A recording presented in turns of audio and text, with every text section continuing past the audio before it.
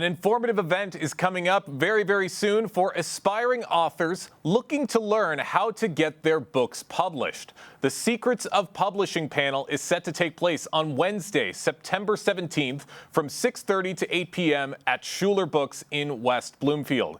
A chance for the community to gain insider strategies from a distinguished lineup of writers and editors, one of whom is Susan Shapiro, a West Bloomfield native turned best-selling memoirist and acclaimed writing professor at NYU. She joins us now on the Splash Live to tell us all about the panel. Susan, thank you so much for joining us. Thank you. Of course, really happy to have you with us. And this panel sounds amazing. There's a lot of people in the community with a story to tell, looking to get those stories out there. And this publishing panel is going to do great things to educate that community. What motivated you to participate in the Secrets of Publishing panel? Well, I grew up in West Bloomfield, and I come home a lot to visit my family. And when I started publishing books about 25 years ago, I always joke I publish books my family hates. But while I was in Michigan, I thought if I do a book event, then I get to write off the trip and do fun events. So I started doing them in Michigan, and they're just so much fun. And what I realized is that there's so many brilliant editors and authors and writers in Michigan. So instead of just doing them myself, I try to drag some of my students and colleagues and other people I know, other luminaries in the field. And we've done a whole bunch of them. This is the first one I'm doing in West Bloomfield Schulers. I did one in Grand Rapids, and that was a real schlep from West Bloomfield. So I was so excited when they opened a West Bloomfield store. And actually, here's a great story. Ooh. I have a former student online. Her name is Christine Wyman, and she took my new school class online during the pandemic. And the first assignment I give my students is write about your most humiliating secrets. So she wrote this amazing, funny piece about how she was the only one during the pandemic who liked wearing a mask because she had had cranial surgery and was very self-conscious about her chin. So she wrote this brilliant piece about it, and an editor who zoomed in from the Washington Post bought it. And when I posted it, an editor that I know fell in love with the story, and it became a best-selling kids book, a middle grade novel called Jawbreaker. So Christina, who teaches at Michigan State University, is now on her fourth book. So she has had, from Farrar Straus Giroux, so she has had 2 bestsellers so far. Her new one is Slouch. So when I was coming there, I mentioned to her, I'm going to try Schuler. She says, I know a contact there. I'm like, well, if you give me a contact there, you got to do it with me. So I'm dragging her so we get to tell this extremely happy story. Especially, the world is kind of in a crazy place, and the publishing industry is a little bit difficult now. So it's such a happy story. And as I say to my students, 3 pages can change your life. So we're going to teach you how to do that. I was going to say, when you said the name Christy Wyman, that name did sound familiar from the list of people who are going to be on this panel. And like Christy, you yourself have had a very extensive resume with teaching experiences, teaching for writing at both NYU and Columbia. I'm curious, how does engaging with aspiring writers in West Bloomfield differ from those teaching experiences? Well, I got to tell you, what's really interesting is that for 25 years after I graduated University of Michigan, I came to NYU to get my graduate degree. For 25 years, I was teaching in person at NYU, the New School in Columbia. And I'm kind of a technophobe, even though I have my brother who's in Ann Arbor, Eric, is an IT genius. I'm a total technophobe. But so I was only teaching people in New York. So when I went to, during the pandemic, when I went to Zoom, I didn't have any choice. So my brother helped me figure out Zoom. So all of a sudden, I started getting students from all over, including Michigan, all the people that I knew from Michigan, friends, colleagues of all ages, and they had luck. In fact, Christina was Zooming in from Lansing, Michigan. So since the pandemic, I've been teaching my own private classes online. So I have a lot of people from Michigan, a lot of people who got published. It's been very exciting. So interestingly, there's no difference now that we're all online. That's absolutely right. And as you just said, and from what you're telling me, your courses are wildly popular. Can you describe your core teaching philosophy and how you balance realism with encouragement for new writers? Yes, so I call my method the instant gratification takes too long method of writing, where the goal of my class is to write and publish a great piece by the end of the class. And I am fiercely honest and also inspiring. And I'll tell you a funny story about a Michigander that she knows I love this story, which is I was trying to write my own book and I was having no luck for 7 years. It was just rejection, rejection, rejection, rejection.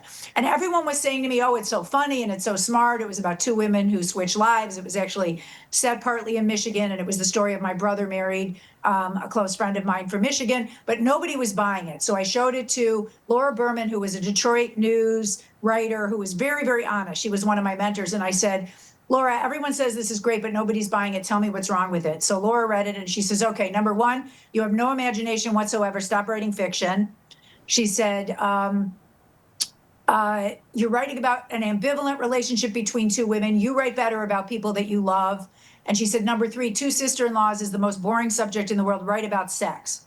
So I said, so nobody's going to buy this? I shouldn't rewrite it? She's like, put it away. I went home crying. Happened to meet an ex from the University of Michigan that I had dinner with the next day. And then I was reading, Nick Hornby has a book called High Fidelity, where he goes back to re-meet his top 5 heartbreaks of all time.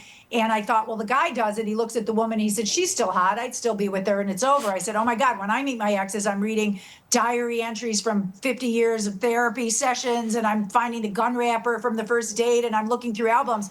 All of a sudden, I got the idea for a new book, nonfiction, about sex and people I love, called 5 Men Who Broke My Heart. That was my debut book. And ever since then, when I teach writing, I remember that as much as I want to be inspiring, I always have to tell people the truth, because the fact that Laura was the only one who told me the truth unlocked my whole career.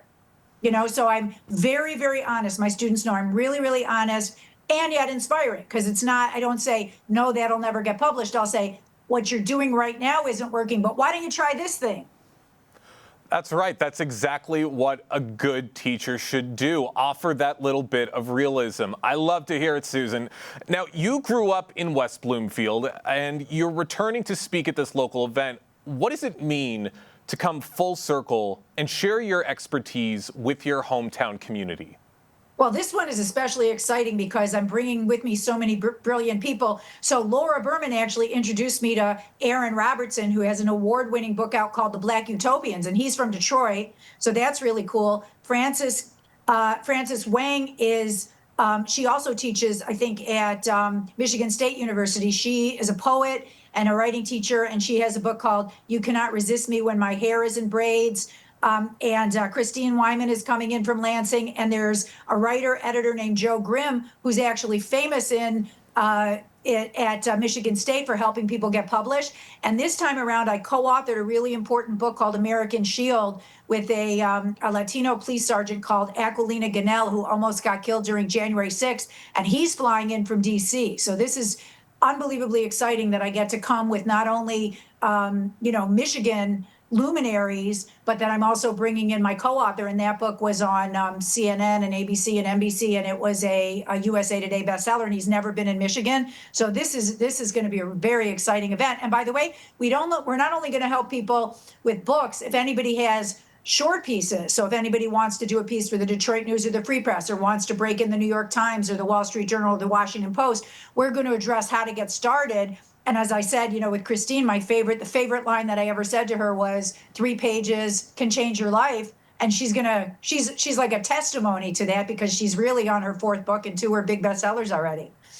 Wow, just such a wealth of knowledge to come from this panel. This is going to do so many great things for the aspiring authors of Greater West Bloomfield. For those just joining us right now on the Splash Live, I'm talking with Susan Shapiro, best-selling memoirist and writing professor at NYU, who's going to be one of the panelists at the Secrets of Publishing panel that's going to be taking place at Schuler Books in West Bloomfield on Wednesday, September 17th.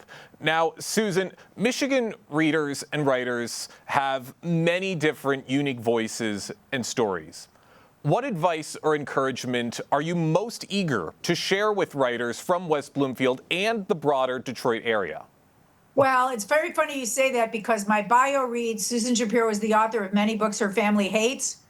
So I will admit that what I tell my students is the first piece you write that your family hates means that you found your voice.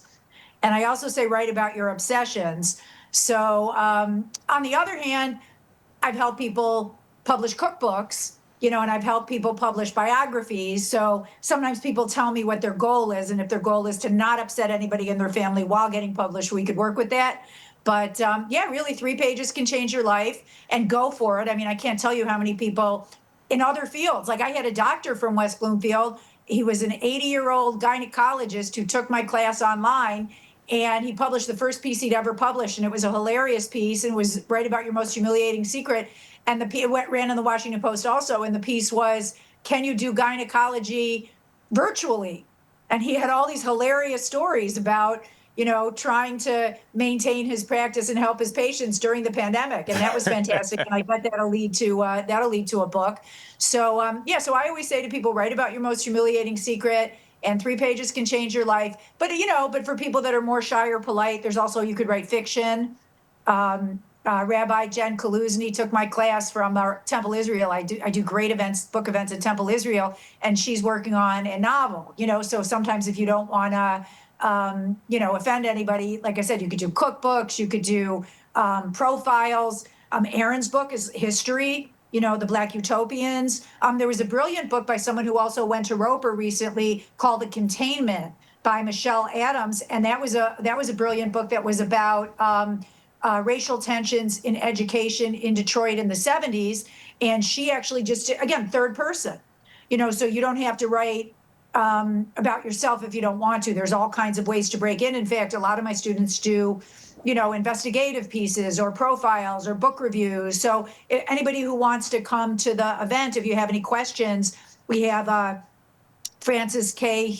Hugh Wong specializes in poetry. Christina specializes in kids' books. Joe Grimm does nonfiction. Aquilina Gunnell, interestingly, my co-author, he can explain to people, what if you have a story and you're not a writer? So how do you co-author a book, or how do you get a ghostwriter? How do you get someone to tell your story? So really, anybody that's interested in writing, if you come to ask us questions, we'll be, we're going to be really open in terms of telling you where to get started. It's kind of, I had so many fantastic mentors like Laura, and at University of Michigan. And also I went to Roper. I had a fantastic teacher. My high school teacher at Roper helped me get published when I was in high school. So I want to pay it forward, because I know there were so many people who really gave me fantastic advice and helped me when I was starting out. So it's kind of a thrill to be able to, to help people. And it's very vicarious when you see someone who's just starting out that's published. It's very exciting. I love that. And I love hearing how much this means to you, to be able to showcase your knowledge and to be able to help the next generation of writers. Now, I am curious. I actually say that what the greatest thing is that I made so many mistakes and I had so many rejections, and it took so long. Like, I moved here when I was 20, and I didn't get my first real book until I was 43. So that's 23 years of banging my head against the wall and mistakes. So what's so wonderful about teaching and about doing panels like this is I could take every stupid mistake I made and turn it into advice that would help someone else, so they don't have to make the same mistake, so it doesn't have to take 23 years for them. So it's very cathartic. It's like, it's a huge transformation in a way to be able to turn all that. I always say writing's a way to turn your worst experiences into the most beautiful. So it's kind of that. That's absolutely right. Susan, this has been such a delight. I can't wait to hear what's to come from this panel. I got one more quick question before we wrap things up. Do you envision returning to West Bloomfield in the future for more workshops or events? And what long-term impact would you hope to leave on the community? Yes, I come back at least several times a year because I have so many friends and colleagues there. By the way, if anybody wants to contact me with any writing questions, I'm at profsue123@gmail.com. And you can follow me on social media or just email me any questions. And I actually have quite a few people from Michigan who I've helped get published, which is very exciting. So Christina's a student. There's a teacher at University of Michigan, Emily McLaughlin, who's published some fantastic stuff in my classes. I have quite a few colleagues. I had a colleague who, Michael, who was this was a great story. He was a Detroit News, Michael Hodges was a Detroit News editor who wrote a beautiful piece about me. And then he took my class, and then he published this amazing piece in Salon, this 3,000 word fantastic piece for Gay Pride a couple years ago. So it's definitely paying it back, and it's exciting. And I would say the biggest trick is go for it. Don't be afraid. And 3 pages can change your life, and you won't know until you try it. So I want to bring inspiration. 3 pages will, in fact, change your life. I love to hear it. Susan, can't wait to hear more about this panel and can't wait to see it and hope that this inspires the next generation of authors. Thank you so much for joining us today here on the Splash Thank you Live. so much. Thank you.